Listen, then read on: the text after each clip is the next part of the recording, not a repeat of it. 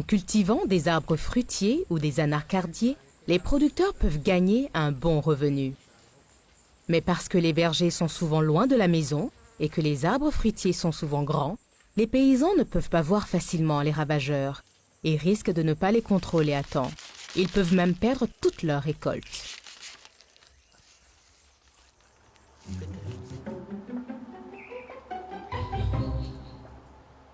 Heureusement, les fourmis rouges ou les fourmis tisserandes aident à protéger vos arbres et elles sont dans le verger jour et nuit.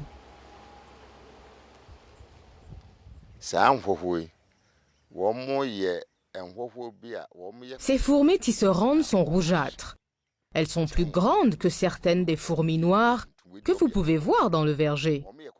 Lorsque les fourmis tisserandes apparaissent dans les arbres, elles construisent des nids dans lesquels elles dorment le soir.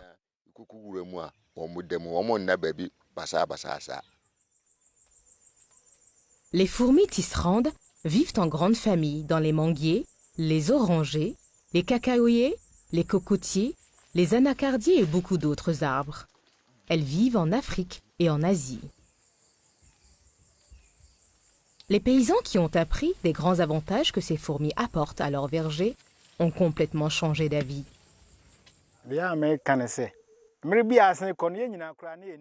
Avant, nous ne savions pas que les fourmis tisserandes nous aidaient à protéger nos fruits et nous les tuions. Mais maintenant, nous avons vu leur importance. Les fourmis protègent nos fruits que nous vendons, donc nous ne devrions pas les tuer. Nous devrions plutôt inviter un grand nombre de ces fourmis rouges dans nos vergers pour nous aider.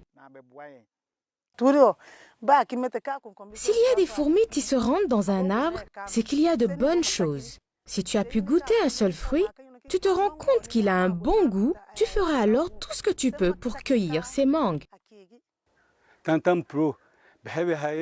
Tu vois, si les fourmis rouges sont dans ton verger, les mangues sont sucrées. De plus, les fourmis rouges sont les gardiennes de nos vergers. Les voleurs ne peuvent pas grimper dans les manguiers. Il y a aussi un certain nombre d'insectes qui nous gênent. Les fourmis rouges nous aident beaucoup à les contrôler.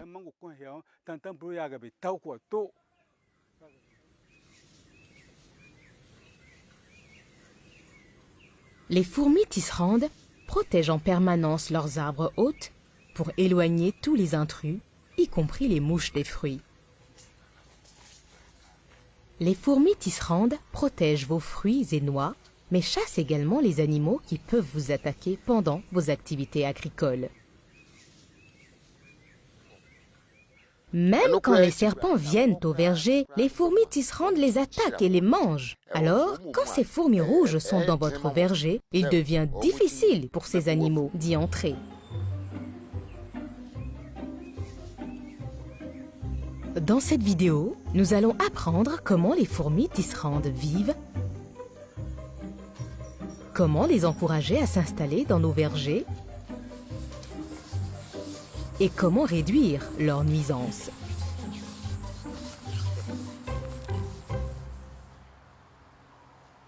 Une famille ou colonie de fourmis tisserandes vit dans de nombreux nids, occupant souvent plusieurs arbres.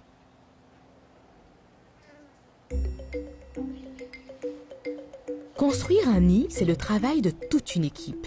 Tandis que certaines fourmis tirent 2 feuilles ensemble, d'autres les relient. Pour ce faire, elles prennent une de leurs larves entre leurs mandibules et la font aller et venir sur la surface qu'elles souhaitent sceller. Ainsi, la larve produit continuellement de minces fils de soie pour relier les feuilles entre elles.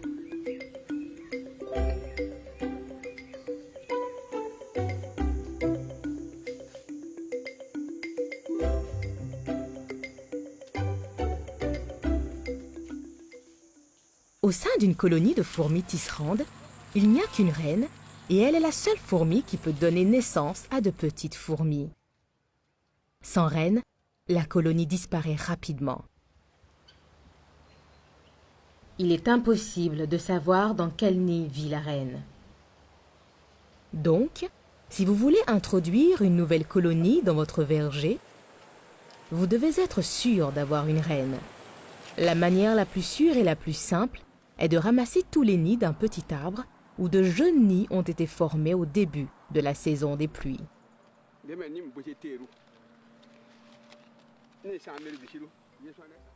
Mettez tous les nids d'une seule colonie dans un sac et placez le sac ouvert dans un arbre dans votre verger.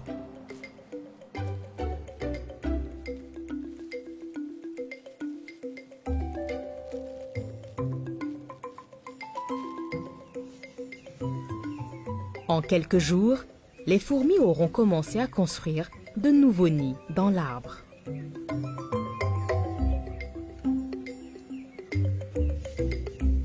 Une fois que vous avez une colonie de fourmis tisserandes dans votre verger, vous pouvez aider les fourmis à se propager à d'autres arbres. Lorsqu'il y a plus d'arbres qui ont des nids, un plus grand nombre de vos arbres seront protégés. Attachez une corde d'un arbre qui a déjà des fourmis tisserandes à un arbre voisin qui n'a pas des fourmis tisserandes.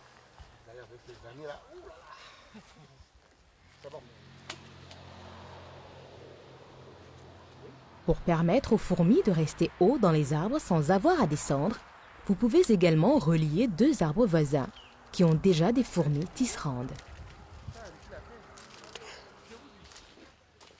Mais soyez prudents. Alors que tous les membres d'une même colonie vivent en paix, les fourmis de différentes colonies vont se battre et se tuer les unes et les autres.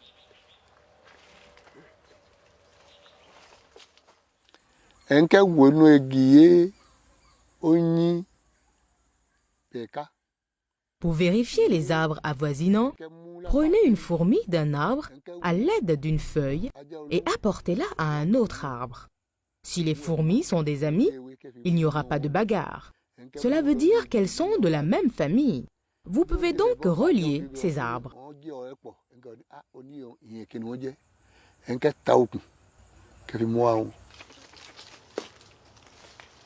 En tout temps, assurez-vous que les différentes colonies de fourmis ne se battent pas entre elles, car elles se battront jusqu'à l'extermination d'une colonie. Pendant le combat, elles ne protègent pas vos fruits.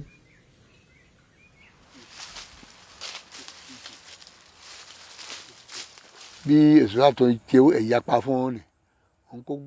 y a des arbres ou des branches qui se touchent et qui contiennent des fourmis de différentes familles, il faut couper les branches pour permettre aux fourmis de vivre en harmonie et éviter les combats entre les différentes familles.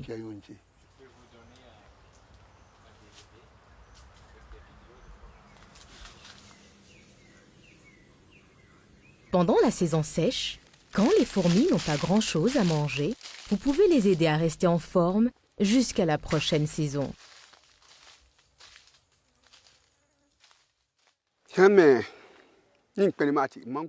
Lorsqu'il n'y a plus de mangue, les fourmis n'ont plus d'insectes à manger. Si on tue un poulet à la maison, ce sont les intestins qu'on vient accrocher sur les arbres pour qu'elles puissent manger. Tu verras que les fourmis sont en bonne forme. Parfois, on leur apporte de l'eau qu'on verse sur les troncs d'arbres, ou on leur donne du sucre pour qu'elles mangent.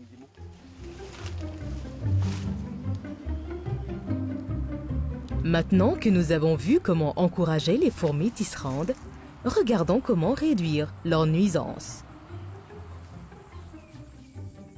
De nombreux paysans craignent les fourmis tisserandes, mais leurs morsures ne sont pas si douloureuses et la douleur disparaît rapidement.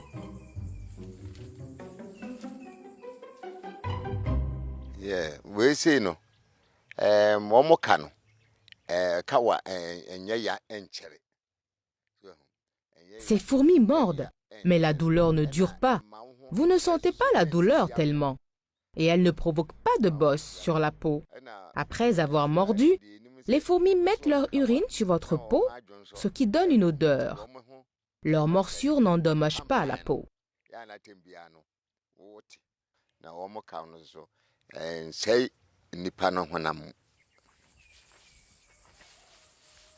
Outre l'utilisation de longs bâtons pour récolter les mangues dans des grands arbres, les femmes au Bénin se protègent des fourmis tisserandes d'une façon intelligente. Si je mets de la cendre sur moi, les fourmis rouges ne peuvent pas monter sur moi. Aussitôt qu'elles montent, elles glissent et tombent. Elles ne peuvent pas s'accrocher et mordre. D'autres personnes aspergent de la cendre sur les branches sur lesquelles elles se tiennent pour cueillir les fruits.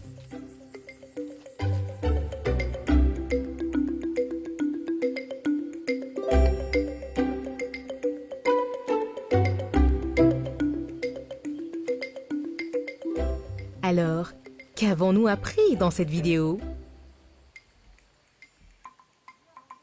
Les fourmis tisserandes sont les amies des paysans. Elles protègent en permanence les fruits des mouches, des fruits et d'autres insectes.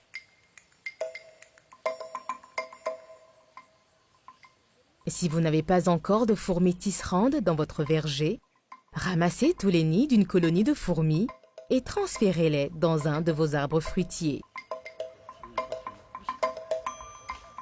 Aidez les fourmis à se propager à d'autres arbres en reliant les arbres voisins avec une corde ou un bâton. Si les fourmis des arbres voisins se battent, ils sont des colonies différentes et doivent être séparées. Coupez les branches qui relient les deux arbres.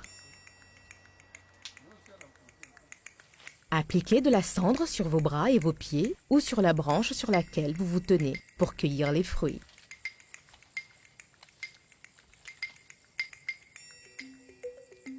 En encourageant les fourmis à vivre dans votre verger, vous avez une protection gratuite pendant toute l'année et vous récolterez des fruits de meilleure qualité.